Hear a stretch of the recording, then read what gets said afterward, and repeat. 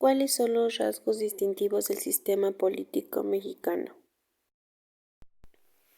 Después del crecimiento industrial que tuvo México en los actos de 1954 a 1970, México cayó en una severa crisis que hizo que hubiera un cambio en el modelo económico, creando nuevas estructuras socioeconómicas en México.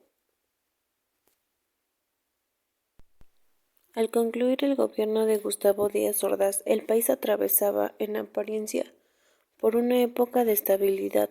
La realidad de que la sociedad y la economía mexicana resentía los efectos de los problemas acumulados. La represión de 1968 estaba presente y la participación en ella del nuevo presidente, Luis Echeverría Álvarez, no pasaba inadvertida. Luis Echeverría comenzó su gobierno no con un extenso programa de gasto público encaminado a beneficiar a la población. El mentado desarrollo estabilizador que había anunciado el mundo el milagro mexicano empezaba a agotarse, mostrando sus debilidades, desempleo y subempleo, excesiva concentración de riqueza y aumento del déficit comercial, como lo que parecía un acto que eran los excesos del presidencialismo mexicano y sus arraigados mecanismos de control, represión y autoritarismo.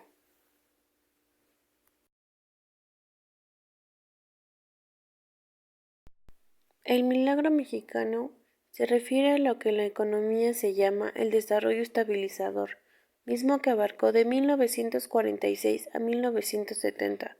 Durante estos 24 años México vivió un gran crecimiento social y económico, pero trató un modelo económico que buscaba un constante desarrollo con una economía libre de inflación, déficit y devaluaciones.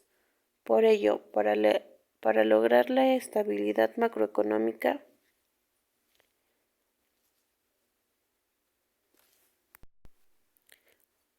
el sexenio de Luis Echeverría había dejado al país sumido en una profunda crisis económica y política. La inflación por las nubes, el peso por los suelos, delincuencia, impunidad y corrupción, pero nada de eso impidió que en las elecciones de 1976 el PRI ganara de manera unánime por la falta de la oposición. Miguel López Portillo y Pacheco tomó la posesión como presidente de la República en medio del caos y muchos se convirtieron al escucharlo pedir perdón a los desposeídos y a los marginados por no haber acertado todavía en sacarlos de su postresión. No tenía más alternativa que reconocer la magnitud de la crisis y ofrecer a los mexicanos un sacrificio para seguir adelante. Nuestro nuevo presidente tenía un carisma natural y como buen orador sus palabras sonaron no solo elocuentes sino honestas. Hagamos una tregua inteligente para recuperar la serenidad y no perder el rumbo.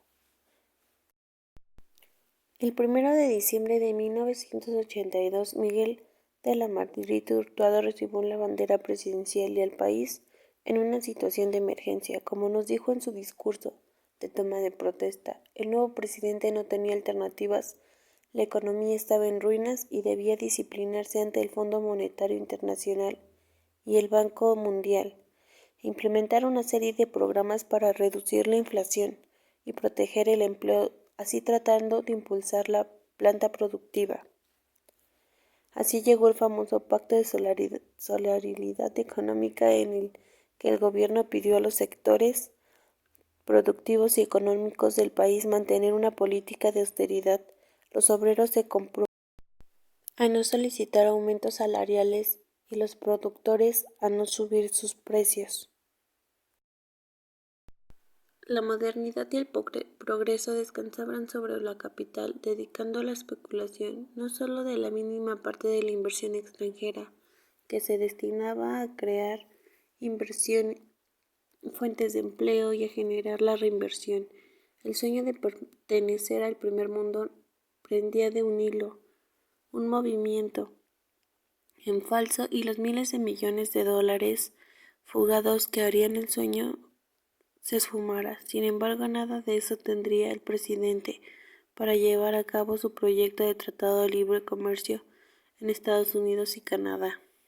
Como era de esperarse, la sólida economía mexicana se desmoronó en un espejismo que se desvaneció por la situación política interna.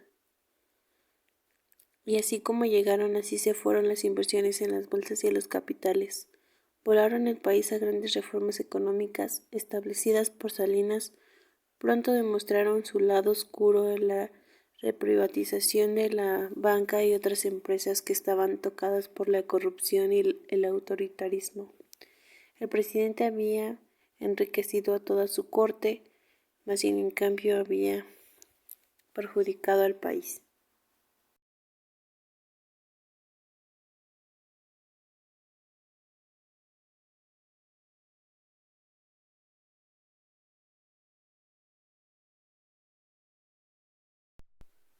En el año de 1994 había sido nefasto para la economía nacional.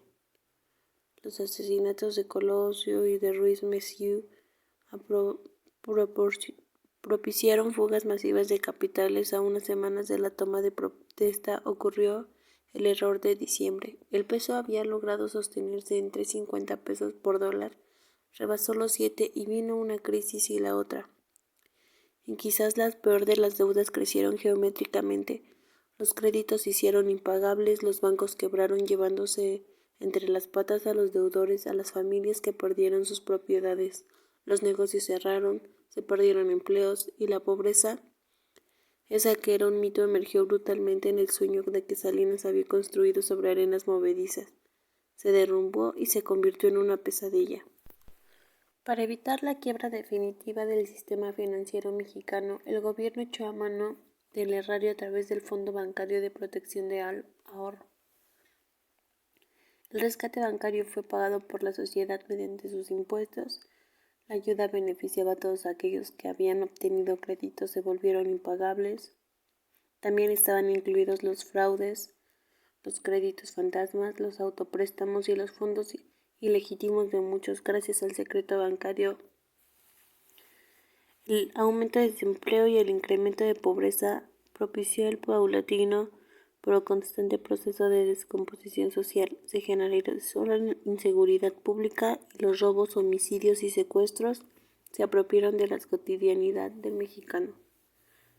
La autoridad desapareció, se coludió con la delincuencia y la aplicación de la justicia rápida expedida por el brillo de su ausencia.